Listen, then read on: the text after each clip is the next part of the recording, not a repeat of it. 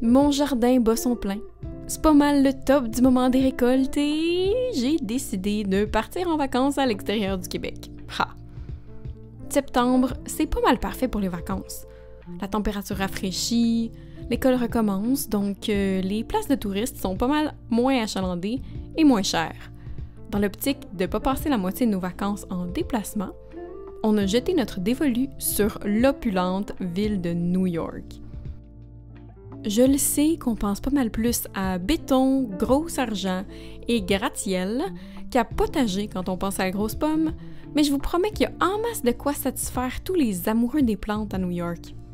Déjà, il y a 3 jardins botaniques dans la grande région de New York, en plus d'une pléthore de petits jardins publics ou semi-publics parsemés ici et là dans la ville.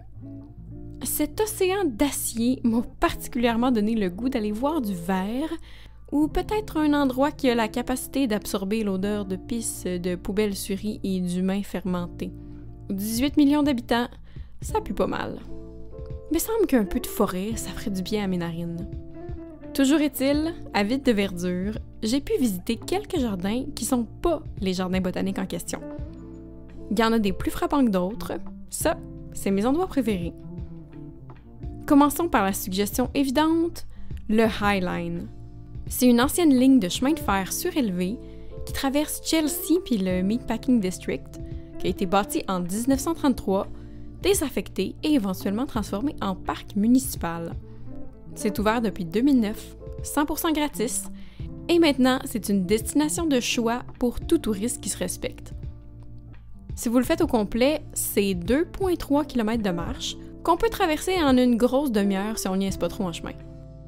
Vous verrez de magnifiques bâtiments et blocs appartements bigarrés où le loyer doit coûter la peau des fesses. En soi, juste ça, c'est pas mal cool à voir. Si vous baissez juste un peu les yeux, vous remarquerez que vous marchez dans un très long jardin. Les gens circulent vite, mais gênez-vous pas pour vous arrêter et zioter la végétation. Le seul hic, il n'y a aucune indication sur les plantes. Si votre trip, c'est de savoir le nom des végétaux, armez-vous d'un forfait Internet et d'une bonne application d'identification des plantes. J'ai vu quelques employés et bénévoles affairés à désherber. Si vous avez des questions, ils pourront fort probablement vous aider. Sinon, il y a aussi une appli uniquement pour le Highline où vous allez trouver des infos sur les plantes qu'on croise le long du chemin. Suggestion numéro 2, mettons que vous commencez votre visite du Highline ici et finissez ici. Faites donc un petit croche jusqu'à ici pour aller voir Little Island. Entre le quai puis l'installation artistique, c'est en fait un étrange parc perché au-dessus de la rivière Hudson. Il y a des stands de bouffe, un amphithéâtre qui donne sur l'eau, des toilettes publiques gratuites au très joli design. C'est bien important, les toilettes publiques quand on est un touriste. Tout ça enrobé dans du vert. Encore une fois, il n'y a aucune pancarte pour identifier les plantes, comme c'est pas un jardin en soi. Il y a une petite vidéo, en anglais seulement, qui discute de l'architecture du paysage sur le site internet de Little Island. Le lien est ci-dessous si vous êtes intrigué par la chose. Je ferai pas un voyage seulement pour aller là, mais si vous êtes dans le coin, Little Island, c'est un oasis très chouette et peu achalandé. Troisième et plus importante suggestion, les jardins du Met Cloister. Le Cloister, c'est un pendant du très connu Met, le Metropolitan Museum of Art. Tu sais le musée, là, avec les longues marches qu'on voit dans Gossip Girl? Bon, ben ce musée-là. Le Met a un deuxième site au nord de la ville qui se concentre uniquement sur l'art médiéval. C'est une petite trotte, mais c'est très facilement accessible en métro. Il n'y a pas de raison de bouder cet endroit-là. Avant de parler plate-bande, penchons-nous sur le musée en tant que tel. Ça a l'air vieux, mais vous trompez pas, c'est juste une inspiration.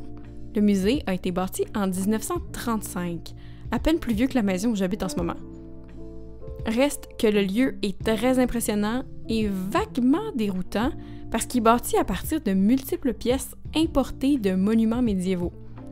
Quand on regarde autour de soi, on se rend compte que les portes, le plafond, les colonnes, les vitres, tout ça, ça a été démonté d'un château, d'une église ou d'un autre lieu historique en quelque part en Europe, puis intégré directement dans la carcasse du Met Cloister.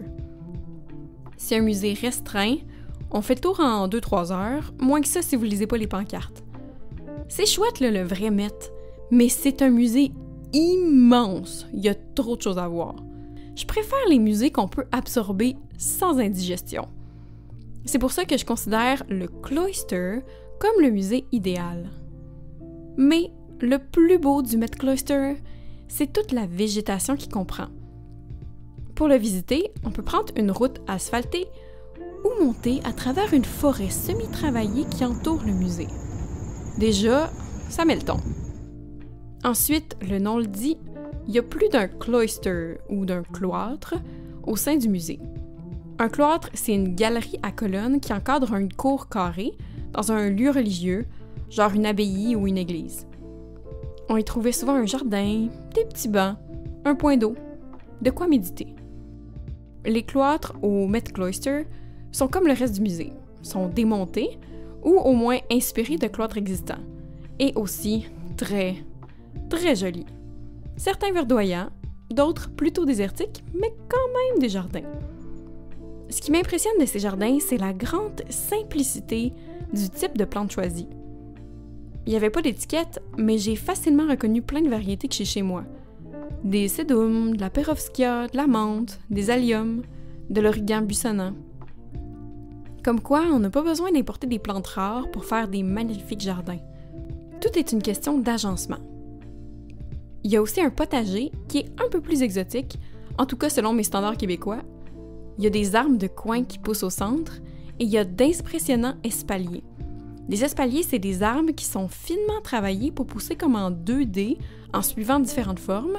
Ici, c'est des candélabres, des chandeliers. Il y a plein d'autres choses, plein de petits bijoux à admirer dans le Met Cloister.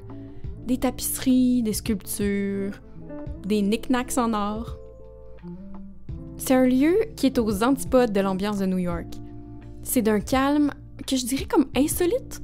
Les gens chuchotaient dans le musée puis dans le jardin, ça donnait vraiment le feeling d'être dans un monastère. Ça a été mon coup de cœur absolu de la ville. Si vous avez juste un seul musée à faire, faites la ride de métro de 30 minutes pour vous rendre là.